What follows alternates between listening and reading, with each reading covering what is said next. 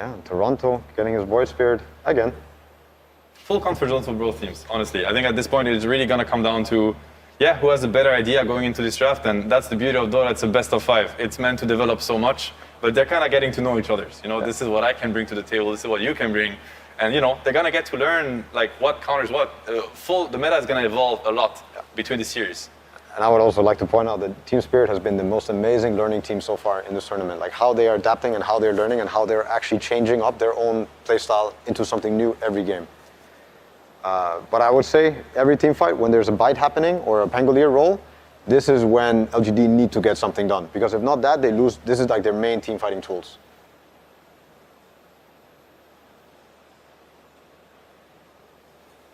And now we're about to start the game, and we're going to have an interview with the coach of T.Spirit Silent, along with Sumi.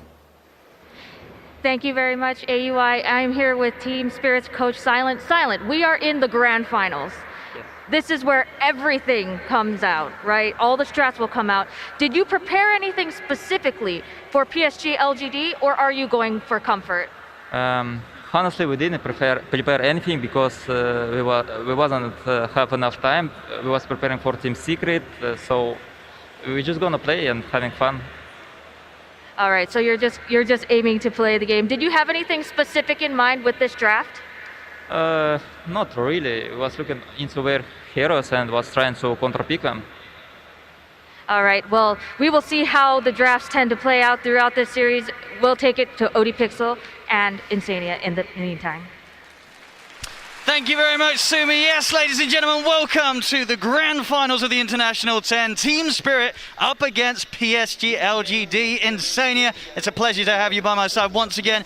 How excited are you to see these two teams go head-to-head in this best of 5? I mean, I'm extremely excited. This is bringing back memories of TI6, where you had DC make the miracle run in the lower bracket and going up against Wings at the time, and you have some of the Wings players on LGD's side, so I'm feeling TI6 vibes, and I think this Game 1 draft actually looks really, really good for Spirit. Okay, what is it in particular like about what they've done here in this first game? I mean, I feel like, as Note and Seb touched on, the way that the lanes are set up, I feel like they're going to have a really nice start to the game, and I feel like LGD is like really, really timing dependent, and they need to make sure that when they pop roll and they use the Wolf Bite on Ursa, they get a lot in the fights.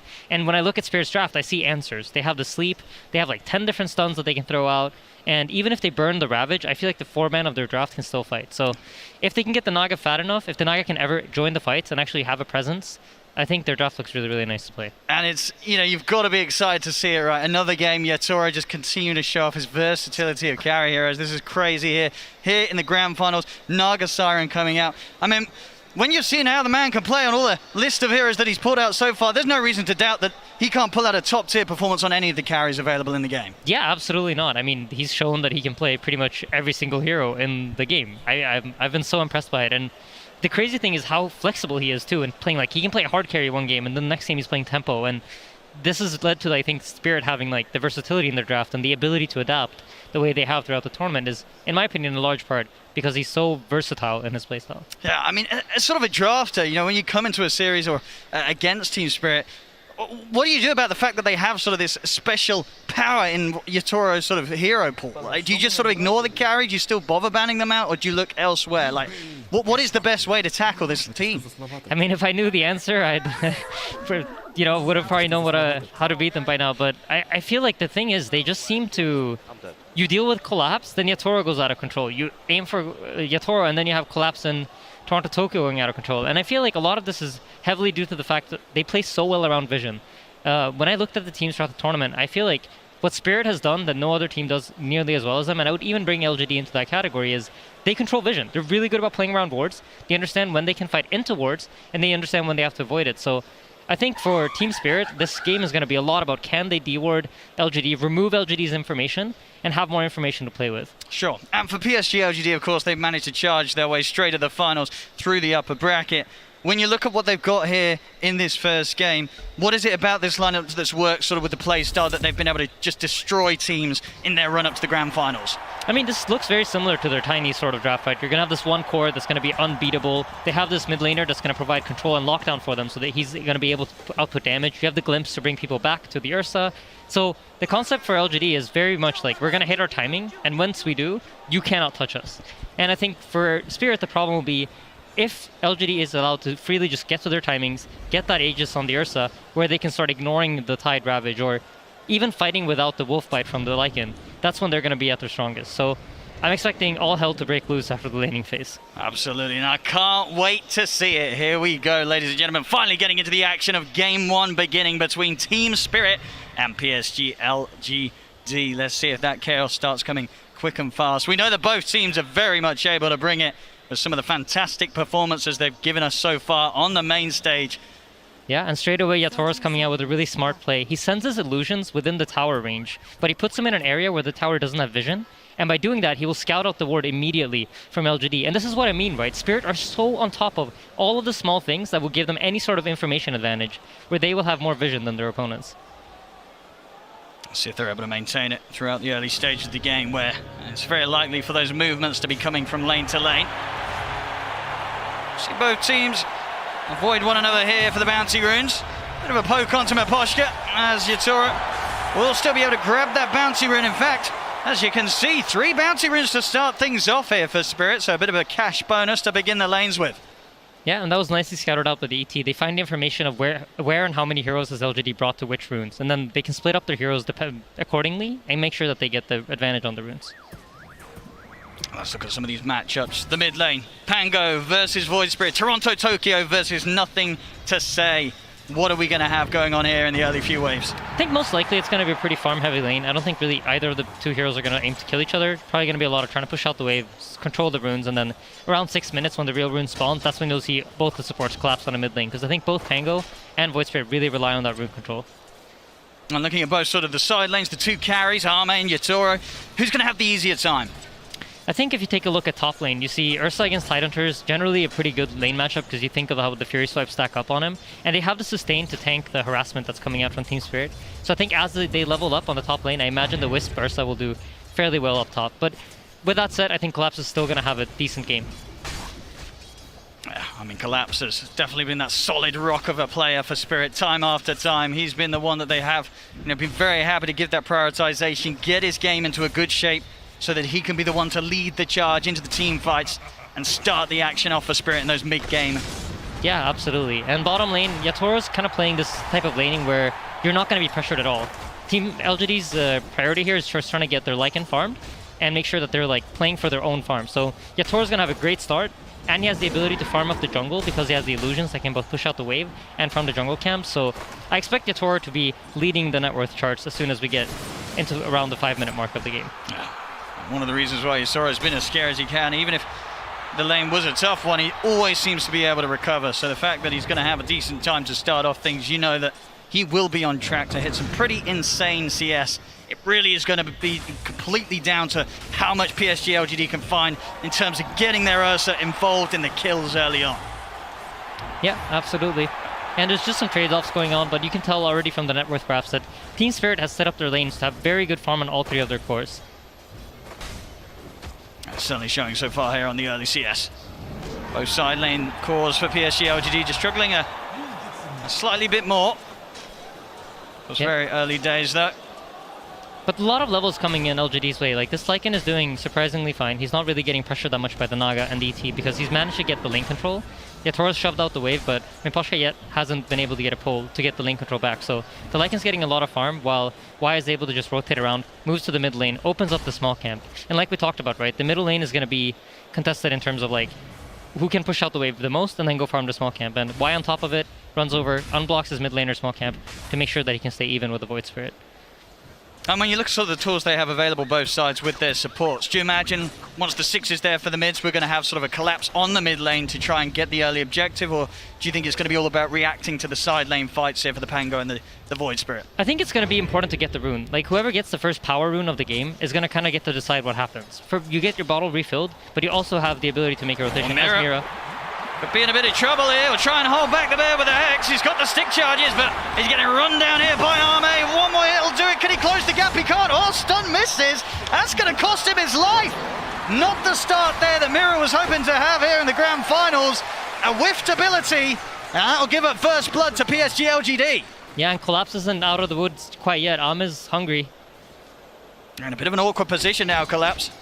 Stuck behind the tree line. We'll see how he gets his way out of it. He does have a TP, a little short in the mana. He'll have it back up now. Should be able to walk his way back ground, but a great bit of aggression there from PSG LGD, just opening up some space for Arme to return to farming.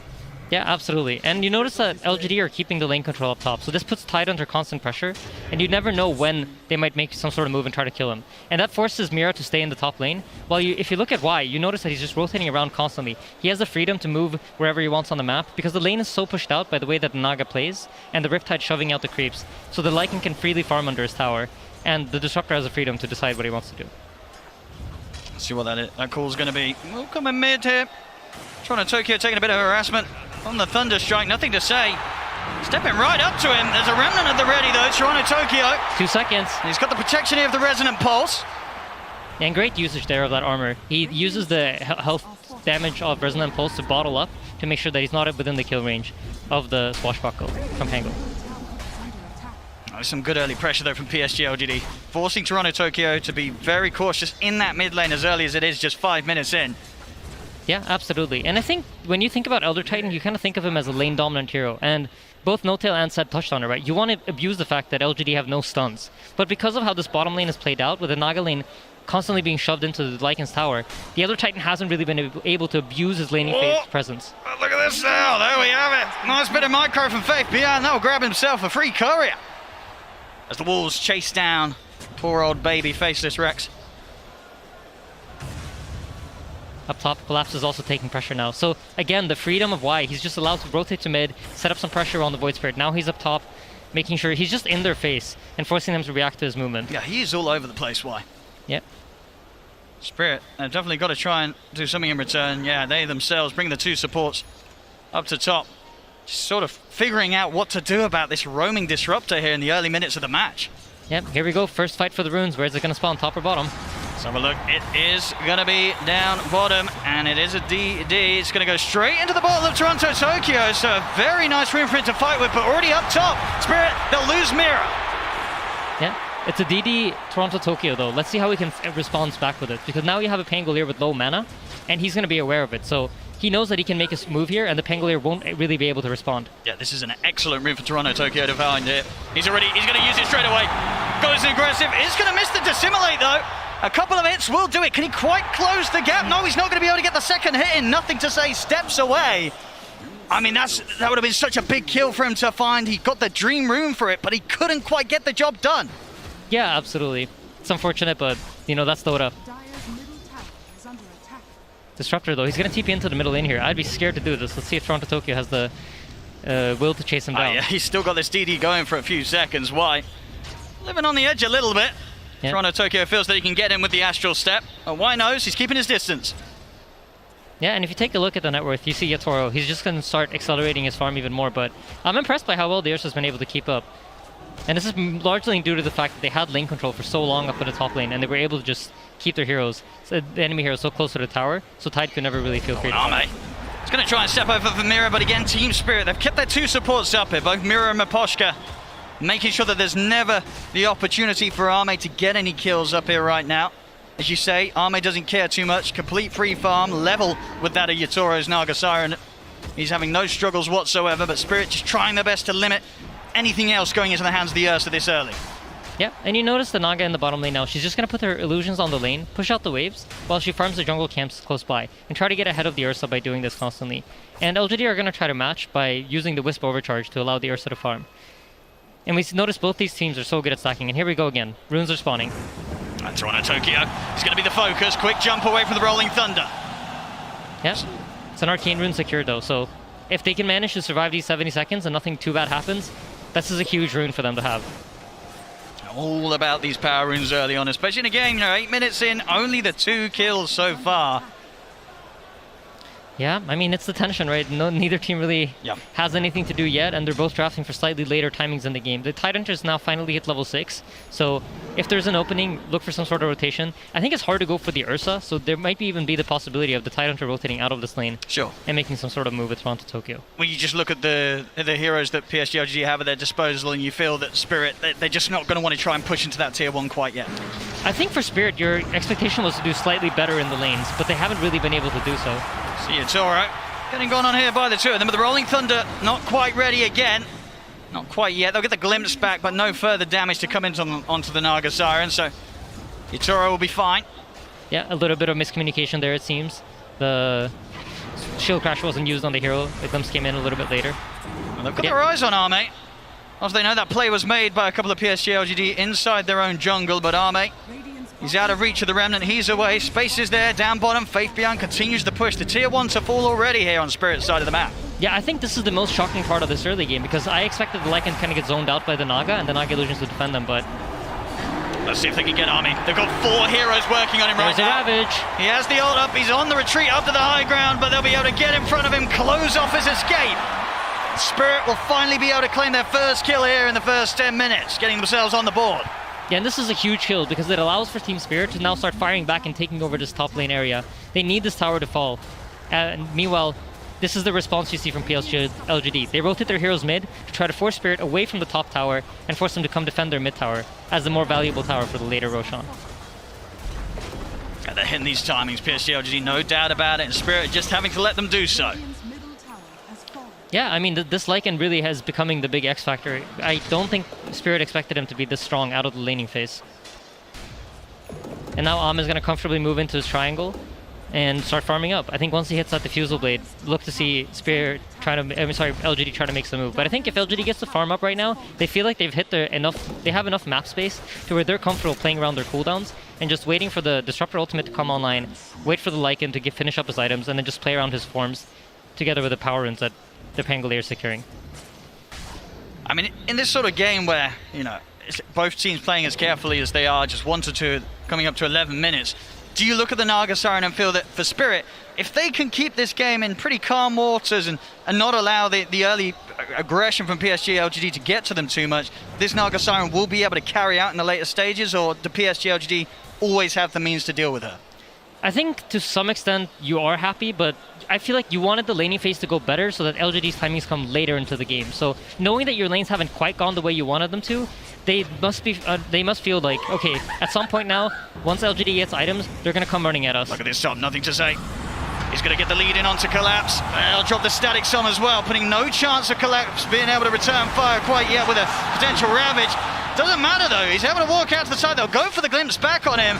He'll simply look for the TP out, and there's nothing to put a stop to it. Collapse, realizing his strength here with a Hood of Defiance, he's got enough tank ability to just TP out of it all. That's the Rolling Thunder and the Static Storm put to waste there by PSG LGD. Yeah, great jukes. He just dodged out the Pangolier spells, and once the Rolling Thunder missed, he knew that he was safe. Glimpse is used, TP out. Just great presence of mind there from Collapse, knowing exactly how to play his situation out and get out safely. I love what LGD are doing though. If you take a look at the top lane, this is one of the things I loved about how OG ran the Wisp in the position 3. They recognize that Wisp's item timings are really important for you to keep these heroes alive, because if you think about how healing works in Dota, heroes keep growing their hero pool, like health pools, but the healing items are static amounts of heals. So 250 health on a hero that has 1000 HP is like a lot more than it is on a hero that has 3000 HP. So if you hit these heal item timings early into the game, that really enables you. And they've given Xingqiu the top lane to sit here and farm comfortably. See down bottom, Wang, quite a dangerous position here. The side of the jungle of T.Spirit in Toronto, Tokyo will be quick to put a stop to it. Naga Siren also closing in on the Mantha, and by the looks of it, she's going to get that item before Ursa even completes his Diffusal Blade. So Yatoro's probably very happy in this game, feeling comfortable with how it's going right now. And when you look at sort of what they have against him, do you feel that a lot of the map is pretty safe for this Naga Siren to farm in? As long as the Song and the TP's up, will he get away most of the time? I mean, most likely. I think the tricky thing here, if you're LGD, is how do we deal with the illusions? How do we deal with the Naga putting illusions in our jungle that will scout out our movement and force us to play away from Roshan? Because as Dyer here, No-Tail and Seb also very touched on this a lot, the Ursa wants Aegis. This is his most key item, especially when you're going up against big cooldowns like Ravage, like Finger, Earth Splitter. You know these long cooldowns, people don't want to use them on your Aegis, so it's going to be important for him to get it. And the Naga, as long as he's able to play top and put illusions in the top Dyer jungle, it's really hard. Like, what are you going to do? Because their heroes don't have ways to effectively kill the illusions. And you feel that Spirit, their lineup, it's geared up pretty well to deal with the fact that PSG LGD will look for the Roshan. They won't be afraid of turning up and trying to put a stop to it. I mean, I think that's where the information game is going to be important. Can Spirit actually use the vision that they're getting to fight off LGD's timing? Because I think that is like the big question mark. Is the Ursa going to be too strong for you to kill? Or is it enough to just sleep away half the wolf fight duration and then try to fight them afterwards? I think we're definitely going to see Yatoro start to increase the lead against Arme. Bottom lane, White. He'll drop the Static Storm, trying to save himself, but collapsing. Maposhka will run him down, take him out. Faith Beyond, he's looking to get involved in this with the back of a Nothing to Say being brought over by Xingqiu. They will get Maposhka. Can the three of them get collapsed? They're trying to commit their best onto him. They will leave the two cores behind as Xingqiu trying to let Nothing to Say and Faith Beyond finish the job, but they just can't. The damage isn't there. Toronto Tokyo was also starting to sweep over, so PSG LGD, they have to back up and just accept the trade as it is, the support for support. Yeah, and Collapse now knowing that, you know what, they can't actually kill me without the Ursa. It's only the Ursa that can threaten my life. Just comfortably sits bottom alone, pushes out the waves, gaining as much farm as he can. And in the meanwhile, Yatoro just pushes out top lane, farming out all these top jungle camps. If you take a look at the Dire jungle, there are no camps alive. I mean, Yatoro's farm, he is creeping further and further ahead of Arme's Ursa. You know, if there's not going to be any blood being spilt and it is just the creeps dying, this Naga Siren is just going to charge ahead in regards to farm. Yatoro is going to be huge. Yeah, and he's going for a very interesting build. He's buying the Aghanim Scepter, and the Aghanim Scepter allows him to use his Ensnare on heroes that are either slept by his ulti or spell immune. So this will give them a way to deal with BKBs. And traditionally, the way you deal with, for example, a Tidehunter Ravage is by buying a BKB. Or in this case, you have the Pangolier with Rolling Thunder. So he's actually going to be able to lock down the Pangolier during his Rolling Thunder with his net. It's a very, very smart item decision here from the Naga. A very long lockdown and reduced cooldown and increased cast range. He's going to have no trouble finding the target that he wishes every single team fight. Yep. LGD also heavily reliant on the Pangolier for the lockdown, so I wouldn't be too surprised to see him use it, specifically just to make sure the Pango can't roll over his teammates. And I guess sort of the smart approach with this item is the fact that this sort of deals with this timing where PSG LGD is going to be more ready to fight than he is, right? He can just sort of be the anti-fight. He just stops it, gets out of there, can keep playing his game. And certainly one of the crucial parts of PSG LGD's initiation, it's shut down completely. Yeah, absolutely. I mean, for Spirit, that's the name of the game, right? Can we drag this game on? And literally slowing him down during his roll, forcing his timing to be unable to be used, is just exactly what Spirit are looking for in this game. But yeah, we're starting to see items gear up on LGD's side. If you take a look at the Lycan, his timing is really going to be the big thing. But I think Spirit have won the early game in that there's no Roshan killed yet. And that means the second Roshan is going to spawn slower, and that's no Aghanim Shard for Ursa for the first half hour of the game. I mean, if you're PSG LGD right now, what sort of calls are you making? Are you looking at an item that's round the corner and then saying we've got to go? Do they need to go right now? How urgent do they need to be? I think they looks like they're gearing up to look for an opportunity, right? You finished up the Helm of the Overlord. The Ursa now has his Diffusal Blade. Your Wisp is closing in on mech. You already have the Holy Locket. So there's a lot of nice tools for LGD to take a straight up team fight if Team Spirit presented to them. Siame. It's going to start with a bit of a tickle onto Toronto Tokyo. The Remnant holds back the bear. Quick jump out with the steps. Nothing to say. He's trying to close in. Does he want to keep diving underneath the tier 2? Maybe trying to get some vision for a setup from the Disruptor, but now Team Spirit, they're far enough away. Nothing to say. We're going to hit with the Swashbuckler.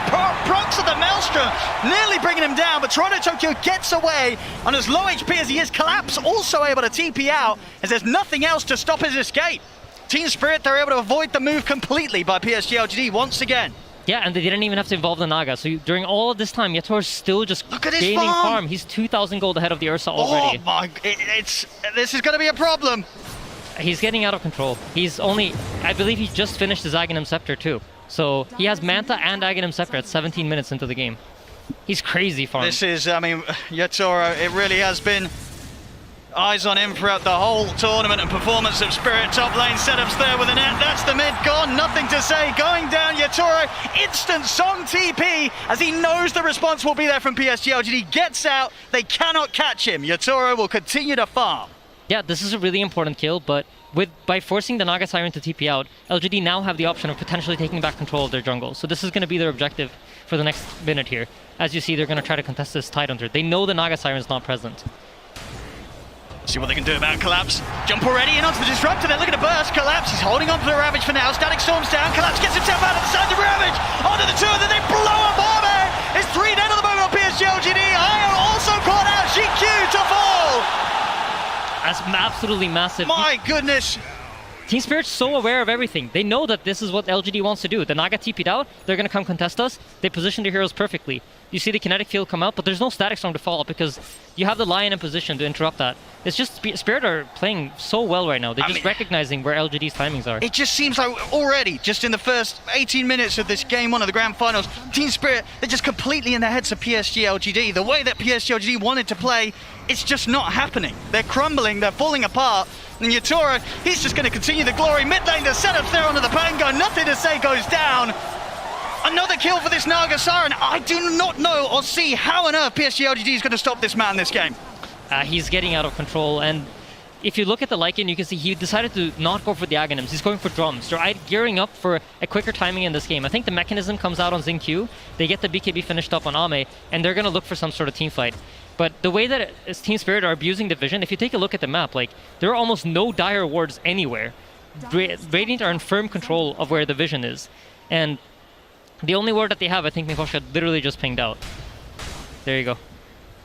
Just controlling the vision. They have more information to play with, and this is what's allowing Team Spirit to constantly be reading LGD and how they're moving around the map.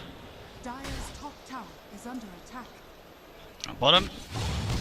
Toronto Tokyo, he'll show his face, but not worried about any catch from PSG LGD. They just don't have the members around. Space is made, the tier 2 tower going down at the top lane. There won't be any defense from PSG LGD here as Spirit just continue to hit the timings, take the objectives at a pace that PSG LGD's lineup will be incredibly jealous of. This is what they wanted to be doing, and it's happening the other way around. Yeah, absolutely. They are starting to finish up some key items though. You see the Pangolier now has a Blink Dagger, so they have an easier form of initiation rather than just trying to run at them with a roll. So if Team Spirit heroes start getting cocky and playing alone, there is a way for LGD to respond and punish. Very close to this mechanism on the Wisp as well. It's just 100 gold away, and this really is the Wisp's big timing. You have both the Holy Locket and the mech to heal up the Ursa, and Ursa's closing in on BKB, so I'm smelling a fight in the waters, Owen. Yeah, the next one, it's got to be strong from PSG LGD. Another rough fight, and this game could quickly fall out of control. Yeah, and as strong as a Naga Siren is when she's playing this kind of map game and she's able to get the pickoffs, she isn't the strongest hero to fight up against the Ursa. So if you think about how these heroes function against each other, the Naga can't really fight up against the Ursa straight up. So if LGD is able to corner Team Spirit and they can take a fight where it's just a straight up 5v5 with the BKB and the mechanism finished, that could be an amazing timing for them. But Spirit don't want to allow that, so they're deciding to smoke up and make the move on their own first. Let's see if they catch PSG whilst they least expect it. BKB is out for Ame. Why? See, let's start things off. They'll go for Y. Take the Disruptor out of the action. And Disruptor's a really key kill, because if the Disruptor isn't alive in the fight, they can't really go for Collapse. Look at Collapse's itemization. This is so smart. He's gone for the Yules together with a Hood and a Blink Dagger. And why is this interesting? Because if you're inside of a Static Storm, and you Yule yourself, and you have the Hood up, and there's no physical damage to hit you, you can actually just blink straight out of it. So just really, really smart item decisions coming out of Collapse here. Well, we'll definitely have to look out for that play. Would be a rather impressive outpost, taken back into the hands of Spirit. And keeping full control around this area, this Roshan, as you say, which is just sort of it's a long distant dream, it seems, for PSG LGD. They're never getting anywhere close to this pit until they're able to find the fight that they've been hunting for the whole 22 minutes of this game. They'll smoke up now, ready to go. PSG LGD, they have to find success here. Yeah, absolutely. And if you take a quick look at Lycan before the fight breaks out, he's decided not to go for the wolf fight. They recognize that they won't be able to play the strat the way they intended for it to. So he's going to be building up some damage items as well. Smoke will dispel here on Toronto Tokyo. Same to be set for PSG LGD. They know that both teams are waiting here up to the side of the river on the respective edges. And now Ame, he's going to sneak into the Roche, start to try and take it out here.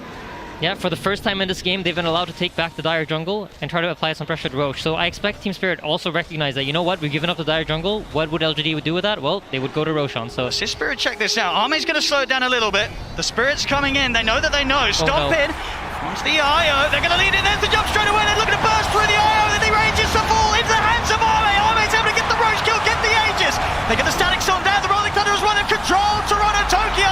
But he's out with an Astral Step. Toronto Tokyo actually makes it out of there. Dissimulate as well. PSG LGD may have got the Roche. They may have got the Aegis. Toronto Tokyo will still go down as Faith Beyond was able to wrap around and find him. Yeah, really nice play there from LGD. What an unfortunate event there for Xingqiu. He gets pulled into the Roche pit. You really want to stay outside with a tether, but stay tethered to Ame, but he takes one step too close, and then the Wisp comes inside the Roche pit, which gives Spirit the perfect opportunity there to go in, but I don't think they were quite expecting the BKB, so all in all, I think they're happy with this. You know, they gave up the Aegis, but it took them 24 minutes to get there. So Roshan number 2, which really is Ursa's key timing in this game, to get that shard so that he can play most of the fights enraged, is going to come much, much later than they expected. But definitely the beginnings of PSG LGD getting this game back under their control. Yeah, absolutely. Now they need to abuse the fact that they have the Aegis to try to gain some map control here. You want to try to get the lanes pushed out, force Team Spirit to play reactive to you, and then once you are able to corner them in, you're going to find that team fight that you so much want. So the hard part here for them is how do we deal with the Naga illusions, and how do we stop them from just using illusions to push the lanes back and make us play the map game. I mean, and yeah, which hero are you sort of putting in charge of dealing with that? I mean, they picked the Pangolier as an answer, right? And if you look at his itemization, he's going for the Maelstrom. He's trying to have some more damage and have some more presence to kill the illusions. And luckily for him, Yatora hasn't really bought any items that tank the illusions up. He's more so building his hero up so that he's able to fight into the Ursa. He's going for that Bloodthorn. It looks like he's going to follow it up with a Heart, so he's also gone for some sort of hybrid build where he can actually get solo kills if he catches people out alone. And for Spirit right now, despite the Aegis falling into the hands of Ame, are you still very willing to fight? How much do you need to respect this Aegis on the bear? I think, teamfight bottom. Xingqiu's in trouble. Xingqiu will manage to make his way around the Remnant. Quick tether back over to the safety of Ame. Yeah, I mean, for Spirit, I think you want to fight, but it needs to be the right fight. You ideally want Yatora to try to force some hero around the map, and then once you know that the PSG LGD's heroes aren't in position to connect, then you can go for some sort of smoke. Then you can make that move. But the difficulty for them is you can't necessarily go on the Ursa. You don't have the tools to bring him down at the start of a team fight. Got the eyes on the two of them bottom. PSG LGD, Ame and Xingqiu. On their own down here for now. There is a relocate available, and of course with the Aegis, Ame a very hard target to jump.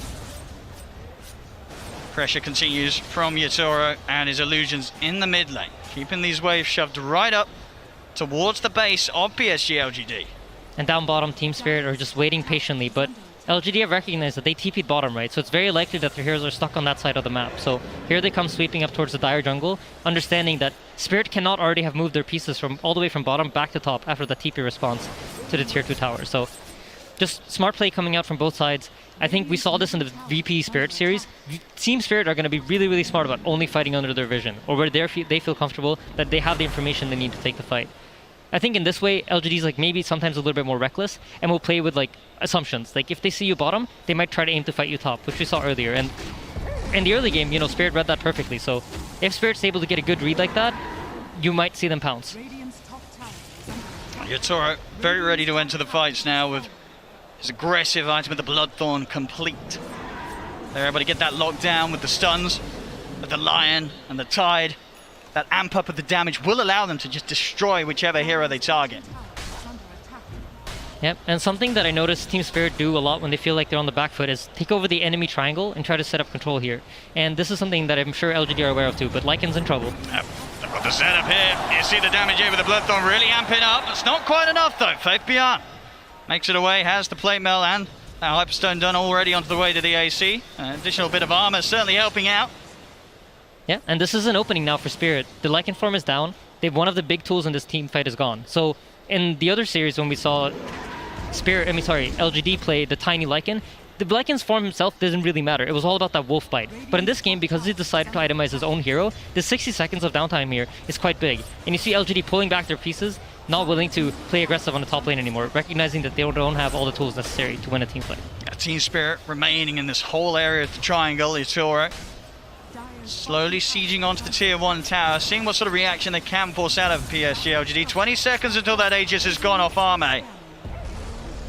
Unlikely to find a fight with that still in his hands, so the game once again falling into a bit of a risky territory for PSG LGD, at least until they can hold off for that second round of Roshan.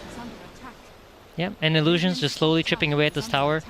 They don't really deal a lot of damage, but it's something that, you know, LGD might respond to. So they're keeping heroes close by that in case LGD just feel like, oh, it's just an illusion hitting our tower, they're ready to pounce. And you see, Nothing to Say reads that too. He understands based on the fact that there's nothing happening on any of the other lanes. Both our middle lane is pushing out, top lane's pushing out. Lycan's getting a lot of farm from all these waves right now. he recognizes all the Team Spirit heroes are bottom here. Yeah, he has to be so careful showing his face to clear the wave. Yeah, both teams just reading the map really, really well. And I think Spirit, this play that they've done has been so effective throughout all the tournament, but you know LGD's done their homework. They're going to spot Collapse around, glimpse back with Blinks there. Collapse breaks the combo, the setup. Instantly going to go for the TP out. If they got anything to put a stop to it, they do straight away. They're able to get the setup onto Collapse. He'll look to run, but the damage is done. PSG LGD, they catch and kill off the Tide. Yeah, and this is a result, right, of Team Spirit has been in the lower bracket, so they've been playing so many games. LGD has that information based on previous games of where does Team Spirit go when they feel like they're behind? What do they do? What is their approach? And I think LGD is one of the best teams at the tournament at just abusing this information that they're gaining about the teams. They understand what is Team Spirit specifically going to do? How do they approach the situation? And they find that smoke because of that. They're playing most of this game with very, very limited vision. I really want to point that out. Like they barely have vision of what's going on the map. Well, even without their Tide, Spirit maintaining their aggressive posture over PSG LGD's half of the map and already looking for action once again around the bottom tier 2. See if they find the setup. They've got the Hex. They're going to look to jump in. Static Storm's going to be put down from Y. Stops the backup coming in. Still though, is it the burst enough? It is. They take down Arme. That burn for the Bloodthorn, it's enough to send the Bear back to base. That's an absolutely massive kill. And I think Xingqiu felt like he could keep him alive. There was no relocate out. So next team fight, here's the tricky part. Do you relocate Arma out as soon as he gets hexed? Because Spirit has now proven to you that we have the abilities to burst your heroes. That's why he's also in trouble. There should be another one. It's definitely another one, Yatoro. Target to target and over towards the mid. The BKB having to be popped by nothing to say. See if Yatoro's got the setup. He has. There's the initial route. See if they've got any further follow-up here. The relocate, they'll take him out. They've got to keep nothing to say safe. Yep. Get him away from Team Spirit. As Team Spirit, they're pushing down the mid onto another tier 2 tower. Nice play by Faith Beyond. Tanks that Aether Remnant with one of his wolves. But Team Spirit, they're doing this so smart, right? We heard the draft panel touch on it. Fighting 5 versus 5 is not really where they're strong. They want to delay this game, keep finding these pickups, try to find these opportunities where they can get a jump, burst someone really quickly, and use the fact that we have Ravage to reset, we have Naga Sleep to reset, which is forcing LGD to be very careful about how they use their cooldowns. And this is leading to them they're just playing this game very well. And these small decisions that they're making, where you notice they're not really charging into the enemy. They're not giving LGD the kind of fights that they're used to getting. I mean, and with the heart done on Yatoro, you know, 26 armor, 3,500 HP, how hard is it for PSG LGD to really ever get on top of him now and take him out with the focus of Arme's Ursa? I think the biggest thing is that the illusions are tankier. If you take a look at how Yatoro is playing the fights, he's staying very far back with his primary hero, using the Bloodthorn and using the Ensnare, and having the illusions deal the damage. And if LGD really don't have heroes that want to hit illusions, Ursa wants to sit on top of a hero, like just keep hitting him, keep hitting him, keep hitting him. You don't want to hit these illusions where you get like 5 to 6 hits in, and then you got to switch over to the next one. That's a way of making the Overpower a fairly useless ability. Of course, that timer that they'll be having in their mind, the Roshan. Potential respawn in just over a minute. And that minute feels really long, Owen. Let me tell you, right now, if you're PSG LGD, that minute is coming very, very slowly. We see Tidehunter starting to eye up a Shiva's guard. That's going to make it even harder for the Ursa to stick on top of him and deal damage. They also just bought a Force Staff on the Elder Titan. I think for Team Spirit, they're recognizing that, you know what? LGD's not going to be able to kill us if we're just able to kite out their BKBs. And that's why you notice, like, Nothing to Say also has bought a BKB. I think the idea of this is he wants to try to use it to break out of, to have a longer period of time in the teamfights where he's playing under Magic Community, because there's just so much lockdown coming out from Team Spirit. Ghost Scepter on Mira. Toronto Toki has Yules and Kaya Sanj also eyeing up on Shiva's guard, but I would be surprised if he doesn't change it up. And on the courier, he has a full BKB too. So I'm really liking Spirit for this game 1. They're in a very dominant position here. They're scaling up very nicely. With the timer, they know it's going to be around the point where PSG LGD are going to be checking out that Roche pit, looking for the respawn. Spirit, they're heading over to try and do something about the presence. They're going to jump straight in on the Xingqiu, burst with the finger. As the IO goes down, no buyback. Xingqiu cannot get back into this fight. Nothing to Say has to roll out with the Thunder. So this is huge, right? Both Lycanform was committed, as well as the Pangolier roll. So if the Roshan spawns, which it does, this is free Roshan for Team Spirit. And remember how much we talked about how badly you want this for LGD. It doesn't even matter if the Sagas comes to use for Yatoro, they just want to make sure that PSG LGD doesn't get it. And this is the only shard, Aghanim shard, that is dropped from Roshan throughout the entire game. So that's 1,400 gold that now Ame is going to have to spend for himself. I mean, it just goes to show how solid of a position that Spirit are in, where just a couple of ults expired by PSG LGD and a dead IO, and suddenly the rest of the lineup, they cannot do anything about Spirit taking the Roche. Continuing their lead here, 7k up. I mean, Yatoro, he himself, 7k difference between him and Ame's farm. Well on the way to having a butterfly complete for the next bit of action as well. Yeah, and with this butterfly, he actually has the option of now utilizing his own hero too, once the situation looks good for him, because the Ursa can't just burst him. The bash is going to miss, there's a proc chance on the bash, there's a proc chance on the miss, so it's going to be hard for the Ursa to just lock him down. And just very intelligently itemized by the Naga here. For the early part of the game, when he knew it was going to be a map control game, he bought the Orchid, he bought the Ags, played for the map, looked for those pickoffs, and those key pickoffs have really led to the situation that they're in the game now. Jambot picked up by Y. You can feel, they feel the pressure of the vision. They're not getting the vision that they're used to. They don't have the information that they're used to playing with in this game. Miposhka is just shutting them down. Oh. And Rage forced out. They're just going to have to stay well away from Spirit. 4 very, very scary minutes of Aegis on Toronto, Tokyo. PSG LGD, they do not want to fight into this. But every minute that passes where they cannot look to brawl is going to be another just minute of pain here with the increasing momentum and mass of the cause of Team Spirit. Yeah. And surely right now, PSG LGD are discussing how do we take a team fight? What is it that we need to do? How do we need to use our abilities in order to catch Team Spirit off guard? And for Team Spirit, I think a lot of the communication is like, we need to make sure that we do not let LGD come out on the map. We don't want them to get out and farm. As long as we can keep them locked into their base, we can get all the items that we want, and then we get the fight that we want. And everything's going to happen on our terms. So you see, they rotate over to the top side here, expecting LGD to run out on the top side of the map. And here we go. It's time to look for that fight, PSG LGD. Execution has to be immaculate. Yeah, they're scouting with the wolves. They're getting the info they want. They're looking to try and start to collapse, but Collapse is able to blink away from the lead-in. They'll turn their attention over towards Yatoro, but with the insane looks to hold him back. Nothing to say, is able to get out of it. As they'll get the static storm set up onto the Naga Siren, but the illusions, they're just forcing back Y. Swashbuckle's going to miss. I mean, Yatoro, he's barely been scratched. He's back up to full HP. PSG LGD, they're able to run back to base, but Collapse, he's in with the ravage onto the two of them. Silence down onto Ame, pop the BKB, turn towards Toronto, Tokyo, but they cannot stay for this fight. They've got to get back to the high ground, back to the base, as PSG LGD have to charge back to the safety of their high ground as quickly as they head out. Collapse.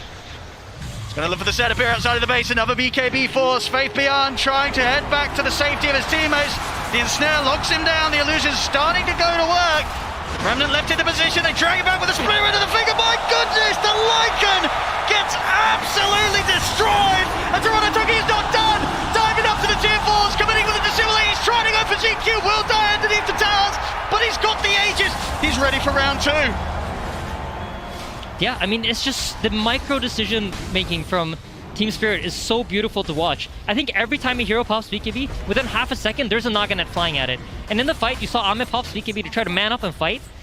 And then the net comes, immediately he has to pop his ultimate. He can't use the enrage the way he wants to. He's forced to use it defensively all the time just to break the net, just to be able to stick on top of the targets. Just trying to clear out these illusions now. It seems all but impossible. The Rex dying, the melee Rex will fall. They'll get the jump on Yatoro, but they've already lost Y at the start of the action. BKB from Ame, he's trying to stay on target, but Yatoro is able to sing their way back to safety. And now he's ready to go back in. The song ends, Toronto, Tokyo, BKB up, jump over with the Remnant, grabs back the Ursa. Ame disappears in a matter of seconds. GQ to fall as well. GG is called. And my goodness, what a buttery smooth start to the grand finals here for Team Spirit. Oh, they couldn't have played this any better, Aiden. This is how you dream of entering a grand finals at the International. Yes, absolutely. Just everything they're doing, they're firing